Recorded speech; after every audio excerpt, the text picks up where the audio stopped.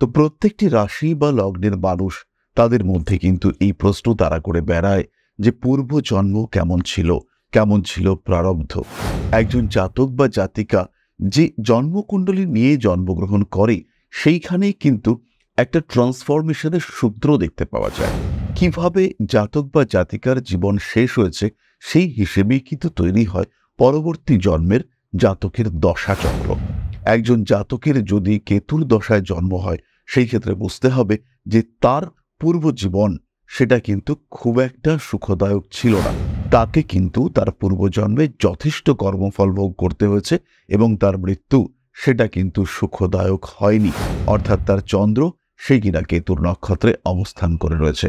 তবে এদের মধ্যে অশ্বিনী নক্ষত্রের জাতক বা জাতিকা তারা কম বয়সে পূর্বজন্মের সঙ্গে সম্পর্ক স্থাপন করতে পারে অথবা পূর্বজন্মের কিছু স্মৃতি মনে রাখবার চেষ্টা করে। যদি জন্মকুণ্ডলিতে রাহু ধর্মত্রিকোণে থাকে, অর্থাৎ রাহু লগ্নে থাকতে পারে, পঞ্চমে সিংহ রাশিতে থাকতে পারে অথবা ধনু রাশিতে থাকতে পারে, এবং তার সঙ্গে সঙ্গে যদি শনিদেব তিনি উপচয় স্থানে অবস্থান করেন, অর্থাৎ যদি শনিদেব 3, 6, 10, 11 এই ঘরগুলিতে অবস্থান করেন, সেই ক্ষেত্রে এই জাতক সম্পূর্ণ ধার্মিক প্রকৃতির একজন মানুষ, প্রচুর কর্মফল ভোগ করেছেন পূর্বজন্মে, বর্তমান জন্মে অল্প বিস্তর কষ্ট রয়েছে। এই কম্বিনেশন যদি দেখতে পাওয়া যায় সেই ক্ষেত্রে মেষ রাশি বা লগ্নের মানুষজন তারা কিন্তু এই জন্মে যথেষ্ট ধন সম্পদ উপার্জন করতে পারবেন। এর সঙ্গে সঙ্গে শনিদেব যদি অগ্নিতত্ত্বে অবস্থান না করে জল তত্ত্বে অবস্থান করেন সেই ক্ষেত্রে এই মানুষগুলির মধ্যে বুদ্ধিমত্তা এবং ধর্মপ্রাণ মানসিকতা দেখতে পাওয়া যাবে। এদের কর্মফলও কিন্তু ভোগ করা অনেকটাই বাকি। এদের পূর্বজন্মেও যথেষ্ট ধনী এবং সম্পন্ন ব্যক্তিত্ব ছিলেন, তবে এই পূর্বজন্ম এবং পরজন্মের মধ্যে এদের লিঙ্গ বৈষম্য হওয়ার একটা সম্ভাবনা এটা দেখতে পাওয়া যায়। এই ক্ষেত্রেও শনিদেবের অবস্থান কিন্তু অত্যন্ত গুরুত্বপূর্ণ। শনিদেব যদি উপচয় স্থানে অবস্থান করে থাকেন বা দুস্থানে অবস্থান করে থাকেন সেই ক্ষেত্রে এদের কর্মফল এই জন্মে প্রচুর ভোগ করতে হয়। যোগাযোগ করতে পারেন আমাদের সঙ্গেও, আমরা রয়েছি উত্তর এবং দক্ষিণ কলকাতায়, তার সঙ্গে সঙ্গে আপনার শহর দুর্গাপুরে এবং আপনার শহর আগরতলাতেও।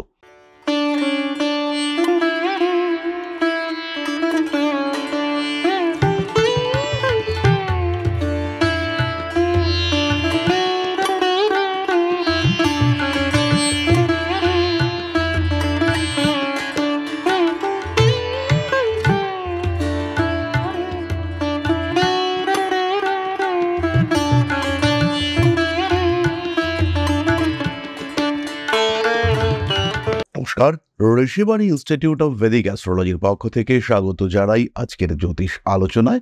আমি শান্তনু আপনাদের সঙ্গে। আলোচ্য বিষয় আজকে কিন্তু সম্পূর্ণ আলাদা। Past life karma, present life astrology আর অ্যারিস অর্থাৎ মেষ রাশি। আমাদের মনের মধ্যে বারবার আমাদের পূর্বজন্ম সম্পর্কে প্রশ্ন জাগে। অনেক সময় আমরা দেখতে পাই পূর্বজন্মের কিছু স্মৃতি কোনো মানুষের মধ্যে রয়েছে, আবার কোনো সময় দেখতে পাওয়া যায় একদম জন্মের পর থেকেই কোনো বাচ্চা সে ভীষণভাবে ভুগছে, ভীষণভাবে কষ্ট পাচ্ছে। আমাদের মনের মধ্যে প্রশ্ন জাগে যে কেন এই বাচ্চাটা এত ভুগছে, কেন তার শরীরে এত কষ্ট? সে তো এখনো পর্যন্ত কোনো পাপ করেনি, তাহলে কিসের ফল তাকে পেতে হচ্ছে? এই ক্ষেত্রে পূর্বজন্মের কর্মফলের একটা বিরাট ভূমিকা রয়েছে। তো প্রত্যেকটি রাশি বা লগ্নের মানুষ তাদের মধ্যে কিন্তু এই প্রশ্ন তারা করে বেড়ায় যে পূর্বজন্ম কেমন ছিল প্রারব্ধ। জ্যোতিষশাস্ত্রের মাধ্যমে সরাসরি পাস্ট লাইফ রিগ্রেশন করা যায় না, কিন্তু পাস্ট লাইফ সম্পর্কে একটা সঠিক ধারণা এটা কিন্তু জ্যোতিষশাস্ত্র দিয়ে থাকে। একজন জাতক বা জাতিকা যে জন্মকুণ্ডলী নিয়ে জন্মগ্রহণ করে সেইখানেই কিন্তু একটা ট্রান্সফরমেশনের সূত্র দেখতে পাওয়া যায়। কিভাবে জাতক বা জাতিকার জীবন শেষ হয়েছে সেই হিসেবেই কিন্তু তৈরি হয় পরবর্তী জন্মের জাতকের দশাচক্র। একজন জাতকের যদি কেতুর দশায় জন্ম হয় সেই ক্ষেত্রে বুঝতে হবে যে তার পূর্বজীবন সেটা কিন্তু খুব একটা সুখদায়ক ছিল না। তাকে কিন্তু তার পূর্বজন্মে যথেষ্ট কর্মফল ভোগ করতে হয়েছে এবং তার মৃত্যু সেটা কিন্তু সুখদায়ক হয়নি। অর্থাৎ তার চন্দ্র সেই কিনা কেতুর নক্ষত্রে অবস্থান করে রয়েছে।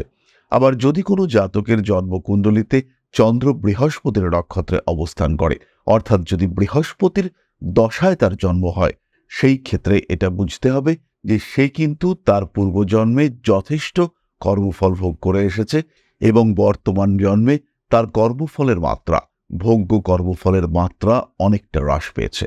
এই কর্মফল অনুসন্ধান করবার জন্য আমাদের চন্দ্র, তার 2 নোড অর্থাৎ রাহু এবং কেতু, শনি, প্ল্যানেটারি অ্যাসপেক্ট, দশাচক্র, এই বিষয়গুলির উপরে গুরুত্ব দেওয়া হয়। একটি বিষয় অবশ্যই স্পষ্ট যে যেই মুহূর্তে আমরা জন্মগ্রহণ করছি সেই মুহূর্তে গ্রহ অবস্থান কিন্তু আমাদের পূর্বজন্ম এবং বর্তমান জন্মের পাপ পুণ্যের ফলাফল বা কর্মফলকে নির্দেশ করে, অর্থাৎ প্রারব্ধ অনুযায়ী আমার প্রবণতা তাকে নির্দেশ করে আমার জন্মকুণ্ডলী।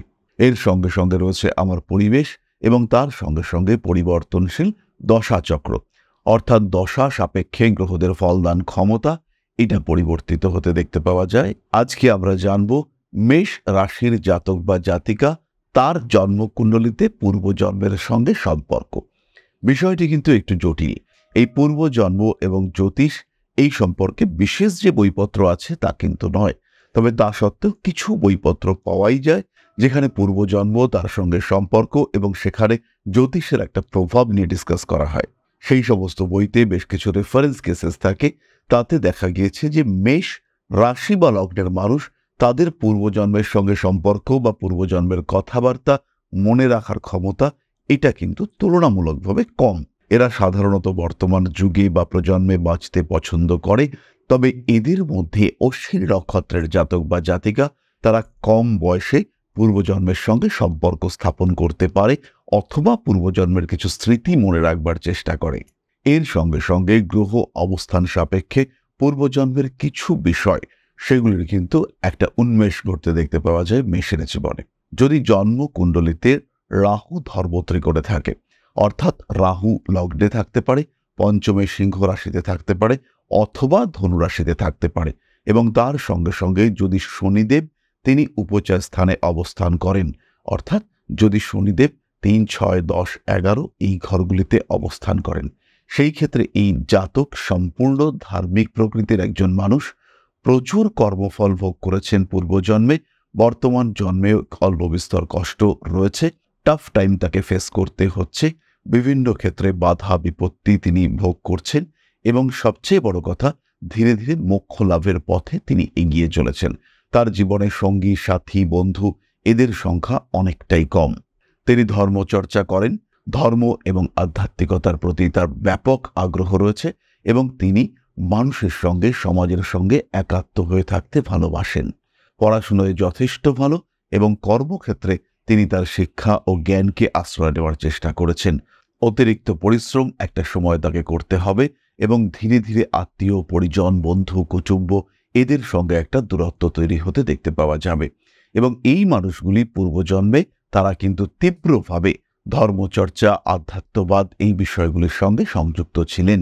ঘুমের মধ্যে তিনি এই ধরনের স্বপ্ন দেখবেন এবং তার মধ্যে বেশ কিছু উপলব্ধ জ্ঞান দেখতে পাওয়া যাবে।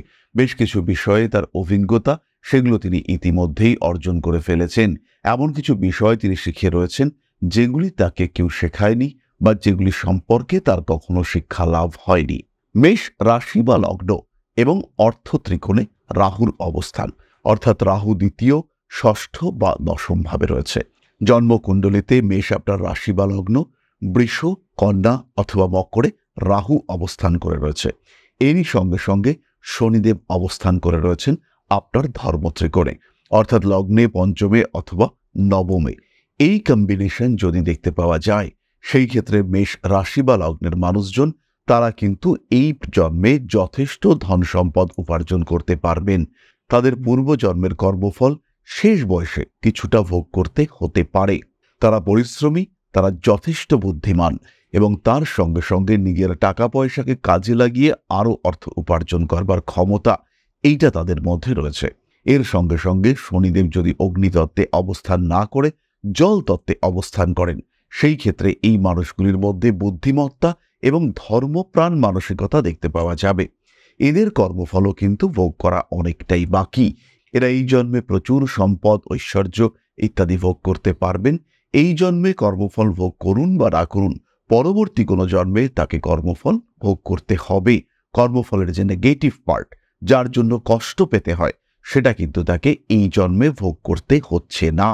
এই মানুষগুলি সাধারণভাবে ইমোশনাল, সবাইকে নিয়ে চলতে পারেন এবং এদের দ্বারা সমাজের বড় একটা উন্নতির সম্ভাবনা দেখতে পাওয়া যায়। রাহু যদি অর্থ ত্রিকোণে অবস্থান করে, সেই ক্ষেত্রে তারা সম্পদ আহরণ করতে, সংগ্রহ করতে, সঞ্চয় করতে ভীষণ ভালোবাসেন এবং পছন্দ করেন। এরা এদের পূর্বজন্মেও যথেষ্ট ধনী এবং সম্পন্ন ব্যক্তিত্ব ছিলেন। তবে এই পূর্বজন্ম এবং পরজন্মের মধ্যে এদের লিঙ্গ বৈষম্য হওয়ার একটা সম্ভাবনা এটা দেখতে পাওয়া যায়। অর্থাৎ পূর্বজন্মে তার পুরুষ হিসেবে জন্ম ছিল, পরবর্তী জন্মে তার স্ত্রী জন্ম এটি প্রাপ্ত হলো। এই ঘটনাটি কিন্তু তাদের ক্ষেত্রে ঘটতে পারে। এরা অর্থনৈতিক দিক থেকে ভীষণ সক্ষম হয়ে ওঠেন এবং পূর্বজন্মের কিছু জ্ঞান, কিছু বৈশিষ্ট্য, সেগুলি এই জন্মে যেগুলি উপলব্ধি করা যায় না, কিন্তু তার প্রয়োগ বোঝা যায়। কোনো একটা ডিসিশন যেটা পারফেক্ট, একটা ব্যবসার সিদ্ধান্ত যেটা একদম পারফেক্ট হলো, এই ধরনের বিষয় সম্পর্কে আগ্রহ বাড়তে দেখতে পাওয়া যায়। তারা এই ধরনের বিষয় আগ্রহ পোষণ করে থাকেন। এরপরে আমরা চলে আসব, রাহু যদি বায়ু ত্রিকোণে থাকে, অর্থাৎ যদি তৃতীয়, সপ্তম এবং একাদশে থাকে, কিংবা বলা যেতে পারে 3, 7, 11 নম্বর ঘরে রাহু অবস্থান করে। মেষ রাশি বা লগ্নের মানুষরা এরা ভীষণ অ্যাক্টিভ হয়ে থাকেন। প্রচুর মানুষের সঙ্গে যোগাযোগ, কানেক্টিভিটি এগুলো দেখতে পাওয়া যায়। এই মানুষগুলি এদের পূর্বজন্মে কোনো শিল্প সত্তার সঙ্গে সংযুক্ত হয়েছিলেন। এরা হতে পারে সরাসরি কোনো শিল্প চর্চাকারী ছিলেন। এদের মধ্যে কিন্তু সঙ্গীত, কলা ইত্যাদি বিষয়ের প্রতি আগ্রহ দেখতে পাওয়া যায়। এরা খুব ভালো অর্গানাইজার হয়ে থাকেন। এই মানুষগুলির প্রচুর যোগাযোগ থাকতে দেখতে পাওয়া যায়। শিল্প সাহিত্যের প্রতি এদের যে প্রেম, এদের যে ভালোবাসা, সেটা কিন্তু পূর্বজন্মের স্মৃতি হিসেবে এদের মধ্যে থেকেই যায়। এই ক্ষেত্রেও শনিদেবের অবস্থান কিন্তু অত্যন্ত গুরুত্বপূর্ণ। শনিদেব যদি উপচয় স্থানে অবস্থান করে থাকেন বা দুস্থানে অবস্থান করে থাকেন, সেই ক্ষেত্রে এদের কর্মফল এই জন্মে প্রচুর ভোগ করতে হয়। এরা বুঝতে পারেন না কেন এই জন্মে এত কষ্ট, এত সমস্যা, এত প্রতিবন্ধকতা। জীবনে অগ্রগতির পথ বারবার এদের ক্ষেত্রে বাধাপ্রাপ্ত হয়। এগোতে গিয়েও শত্রুতার সম্মুখীন হতে হয়। এই মানুষগুলি কিন্তু সবার জন্য ভাবেন বা করেন। সমাজে একটা অ্যাভারেজ জনপ্রিয়তা এদের দেখতে পাওয়া যায়। সাধারণ অভিজ্ঞতায় আমি লক্ষ্য করেছি, এই কম্বিনেশন যাদের দেখতে পাওয়া যায়, তাদের শনির দশা, কেতুর দশা বা অন্তর্দশা এরকম সময়ে জন্মলাভ হয়। অর্থাৎ তার যে পূর্বজন্ম, সেই সময় থেকে কর্মফল ভোগ করা শুরু হয়েছিল। এরপরে কিন্তু ধীরে ধীরে সেই মানুষটা কর্মফল ভোগ করবার কন্টিনিউয়েশন এর মধ্যেই রয়েছেন। ফলে এদের জীবনে বাধা, বিপত্তি, সমস্যা, অতিরিক্ত পরিশ্রম, একাকিত্ব, এই ধরনের সমস্যা বারবার ফেস করতে হচ্ছে। কোনো কোনো সময় এই মানুষগুলির পূর্বজন্মের কিছু পাপের ফল, সেটাও কিন্তু পরবর্তী জন্মে ভোগ করতে হয়। এই মানুষগুলি লক্ষ্য করে থাকবেন, শরীরের নিম্নাঙ্গে আঘাতপ্রাপ্তি, রক্তপাত, হঠাৎ লেগে যাওয়া, এই সমস্ত বিষয়গুলি বারবার দেখতে পাওয়া যায়। পূর্বজন্মে কোনো প্রাণীকে, কোনো মানুষকে কষ্ট দেওয়ার ফল, সেটা কিন্তু তাদের এই জন্মে ভোগ করতে হয়। কোনো সমস্যা, কোনো অশান্তি, কোনো অস্থিরতা, এই বিষয়টা তাদেরকে বারবার ফেস করতে হয়। রাহু যদি বক্ষ ত্রিকোণে অবস্থান করে, এইটা মেষের জন্য ভীষণ গুরুত্বপূর্ণ। এদের কিন্তু পূর্বজন্মের সঙ্গে কমিউনিকেশন থাকতে দেখতে পাওয়া যায়। এদের মধ্যে স্বপ্ন দেখার প্রবণতা, বিভিন্ন ধরনের ঘটনা উপলব্ধি করা, কিছু অদ্ভুত স্মৃতি যা কখনো তার সাথে ঘটেনি, কিছু অদ্ভুত জায়গা, হঠাৎ করে সেই জায়গাতে গিয়ে মনে হলো এখানে তো খুব চেনা চেনা জায়গা। বেশ কিছু জায়গা, বেশ কিছু ক্ষেত্র হঠাৎ করে বেড়াতে গেলেন, গিয়ে দেখলেন আর এখানে তো কতবার এসছি, কিন্তু ইতিহাস বলছে না যে আপনি কখনো ওই জায়গাতে এসছেন। এই ঘটনা আপনার সঙ্গে ঘটতে দেখতে পাওয়া যাবে। ফিল করবেন, রোমাঞ্চ অনুভব করবেন। কোনো কোনো জায়গায় কোনো কোনো মানুষের সঙ্গে তাদের সংস্পর্শে গিয়ে হঠাৎ করে যেন বেশ নস্টালজিক হয়ে পড়বেন। আরে এই তো সেই মানুষটা যার আমি খোঁজ করছিলাম। এই বিষয়গুলো মেষের সঙ্গে দেখতে পাওয়া যাবে যদি রাহু অবস্থান করে আপনার বক্ষ ত্রিকোণে, অর্থাৎ কর্কটে, বৃশ্চিকে বা মীনে যদি রাহু অবস্থান করে, সেই ক্ষেত্রে এই কমিউনিকেশন আপনি সৃষ্টি করতে পারবেন। কিছু অদ্ভুত অভ্যাস আপনার মধ্যে ছোটবেলা থেকেই দেখতে পাওয়া যাবে। কোনো কোনো শিশুকে দেখতে পাওয়া যায় তারা সবসময় বাঁ পাশ ঘুরে ঘুমাচ্ছে। কোনো কোনো শিশুকে দেখতে পাওয়া যায় যে তারা কিছু একটা বিশেষ বিষয়ে আগ্রহ পোষণ করছে। আমরা বলি চাইল্ড সাইকোলজি, কিন্তু কিছু কিছু সময় ব্যাপারটাকে কেমন একটা অদ্ভুত লাগে যে এটা ঠিক খাপ খাচ্ছে না, এই শিশুর সঙ্গে এই বিহেভিয়ারটা ঠিকঠাক মানানো যাচ্ছে না। এখানে কিন্তু পূর্বজন্মের স্মৃতি, প্রারব্ধ, কর্মফল একটা কাজ করে যায়। এই মানুষগুলি যে খুব পরিশ্রমী প্রকৃতির হয়ে থাকেন তা কিন্তু নয়। এই মানুষগুলির মধ্যে একটু বিশ্রামপ্রিয়তা, আলস্য ইত্যাদি দেখতে পাওয়া যায়। বিলাসিতা এদের বৈশিষ্ট্য। এরা কিন্তু নিজেদের জীবনকে ভীষণভাবে উপভোগ করতে পছন্দ করেন। কখনো কখনো এদের মধ্যে কোনো অভ্যাস দানা বেঁধে উঠতে দেখতে পাওয়া যায়। অনেক চেষ্টা, অনেক প্রয়াস সত্ত্বেও এরা কিন্তু সেই অভ্যাস থেকে বেরিয়ে আসতে পারেন না। সমস্যা থাকে এদের জীবনে। এই মানুষগুলির জীবনে হঠাৎ করে টাকার একটা বড় ফ্লো আসতে দেখতে পাওয়া যায়। সেই সময় এরা ব্যাপক বিলাসিতা শুরু করেন এবং এই বিলাসিতার কারণে, সেভিংস না করার কারণে পরবর্তী জীবনে এদের কিন্তু বেশ কষ্ট ভোগ করতে হয়। শেষ জীবন পর্যন্ত কর্মের মধ্যে থাকতে হয় এই মানুষগুলোকে। বাধা, বিপত্তি, সমস্যা, অস্থিরতা, এই ধরনের বহু সমস্যা, এবং এই সমস্যাগুলি ফেস করতে করতে কখনো কখনো এরা ডিপ্রেসড হয়ে পড়েন। শেষ বয়সে এদের মধ্যে আধ্যাত্মিকতার ভাব প্রবলভাবে বাড়তে দেখতে পাওয়া যায় এবং তীব্র আধ্যাত্মিক চর্চা, তন্ত্র চর্চা ইত্যাদির মধ্যে এরা ধীরে ধীরে প্রবেশ করতে শুরু করেন। তাহলে মেষ রাশি বা লগ্নের মানুষজন এবং তাদের পূর্বজন্ম প্রারব্ধ সম্পর্কে একটা সাধারণ ধারণা আমরা এটা প্রাপ্ত হলাম। কেমন ছিল মেষের আগের জীবন সেই সম্পর্কেও একটা সাধারণ ধারণা এটা কিন্তু আমরা পেলাম, এবং তার সঙ্গে সঙ্গে বর্তমান জীবনের সম্পর্ক সেটাও আমরা জানতে পারলাম। জন্মকুণ্ডলী বিশ্লেষণ, নিজের প্রারব্ধ কর্মফলের নিরীক্ষণ এবং তার সঙ্গে সঙ্গে প্রতিকার, এই বিষয়গুলি সম্পর্কে বিস্তারিত জানতে চাইলে প্রয়োজন আপনার জন্মকুণ্ডলী বিশ্লেষণের পুঙ্খানুপুঙ্খ বিশ্লেষণ, এবং তার মাধ্যমেই আপনি জানতে পারবেন আপনার বর্তমান, অতীত এবং ভবিষ্যৎ সম্পর্কে। তাহলে যারা বিভিন্ন রকম সমস্যার মধ্যে রয়েছেন, সমস্যার উৎস এবং নিস্তারের উপায় কোনোটাই খুঁজে পাচ্ছেন না, সরাসরি সংযোগ করুন আপনার পছন্দের জ্যোতিষের সাথে। যোগাযোগ করতে পারেন আমাদের সঙ্গেও। আমরা রয়েছি উত্তর এবং দক্ষিণ কলকাতায়, তার সঙ্গে সঙ্গে আপনার শহর দুর্গাপুরে এবং আপনার শহর আগরতলাতেও। এরপরে আমরা চলে আসব পরবর্তী পর্যায়ে, অর্থাৎ আপনাদের প্রশ্নে জ্যোতিষের উত্তর। তবে তার আগে ছোট্ট একটি বিষয় আপনাদের সঙ্গে শেয়ার করতে চাইব। পরম ব্রহ্ম মিলন মঠ ও সেবাশ্রম অধ্যাত্ম, সেবা এবং প্রকৃতি পূজনে সম্পূর্ণ নিয়োজিত একটি সংস্থা। সম্পূর্ণ স্বেচ্ছাসেবী এবং সমাজ কল্যাণমূলক এই সংস্থা আমরা এগিয়ে চলেছি মানুষের পাশে দাঁড়ানোর লক্ষ্যে। এই প্রসঙ্গে দীর্ঘদিন ধরেই আমরা বিভিন্ন এলাকায় বেশ কিছু কাজ করে আসছি। আপনাদের সহযোগিতা, আপনাদের পাশে দাঁড়ানো, আপনাদের হাতে হাত মিলিয়ে এগিয়ে নিয়ে আসার চেষ্টা, আপনাদের সহযোগিতা, আপনাদের পাশে দাঁড়ানোর প্রয়াস, এই সমস্ত কিছুই আমাদেরকে এগিয়ে নিয়ে চলেছে। আমাদের পাথেয় হয়ে উঠেছে আপনাদের ভালোবাসা। বিগত বেশ কিছুদিন ধরেই আমরা বিভিন্ন অনগ্রসর এলাকায় কাজ করে চলেছি। কখনো আমরা শিশুদের মধ্যে শিক্ষা উপকরণ বিতরণ করেছি, কখনো আমরা পুজোর পোশাক বিতরণ করেছি, কখনো তাদের খাদ্যের ব্যবস্থা করেছি। আমরা কন্টিনিউয়াসলি তাদের পড়াশোনার জন্য 2টি ফ্রি কোচিং সেন্টার শুরু করেছি। তাদের মধ্যে ক্রিয়েটিভ অ্যাক্টিভিটিগুলিকে জাগ্রত করবার জন্য সম্পূর্ণ বিনামূল্য একটি নৃত্য শিক্ষা প্রশিক্ষণের ব্যবস্থা সেটা আমরা করতে সক্ষম হয়েছি, এবং এই প্রত্যেকটি পদক্ষেপেই আমরা পেয়েছি আপনাদের সঙ্গ, আমরা পেয়েছি আপনাদের সহযোগিতা, আমরা পেয়েছি আপনাদের ভালোবাসা। আমরা শীতকালে কম্বল বিতরণ করেছি, আমরা মায়েদের মধ্যে খাদ্য উপকরণ, পুষ্টি উপকরণ বিতরণ করেছি, আমরা বিতরণ করেছি ডেঙ্গুর সময় প্রচুর মশারি। এই প্রত্যেকটি কাজেই আপনারা ছিলেন আমাদের পাশে। বর্তমানে মানুষের ভালোবাসায় আমরা ধীরে ধীরে আরেকটু বড় হয়ে উঠছি। এই অবস্থায় বর্তমান পরিস্থিতিতে এই কাজগুলিকে আরো এগিয়ে নিয়ে যাওয়ার জন্য, সুষ্ঠুভাবে করবার জন্য প্রয়োজন একটি পরিকাঠামো। তাই আমরা চিন্তা ভাবনা করছি একটি আশ্রম ফরমেশনের, এবং এর জন্য প্রয়োজন জমি, এর জন্য প্রয়োজন পরিকাঠামো। তাই যারা আমাদের সাবস্ক্রাইবার রয়েছেন, যারা আমাদের ভিউয়ার রয়েছেন, যারা আমাদের ফলোয়ার রয়েছেন, যারা আমাদেরকে ভালোবাসেন, যারা আমাদের পাশে থাকেন, প্রত্যেকটি সহানুভূতিশীল মানুষের কাছে আমাদের অনুরোধ, সাধ্যমতো সামান্য পরিমাণে আপনারা এগিয়ে আসুন।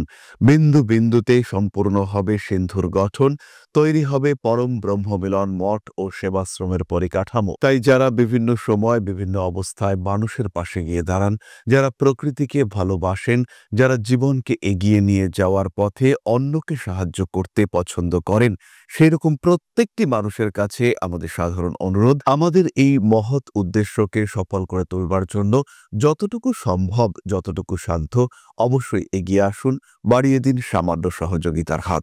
অধ্যাত্ম, সেবা এবং প্রকৃতি পূজনের এই মহান কর্মে, মহান ব্রতে ব্রতী হয়েছি আমরা। আমাদের সঙ্গে হাতে হাত মিলিয়ে আপনারাও যতটুকু সম্ভব এগিয়ে আসুন।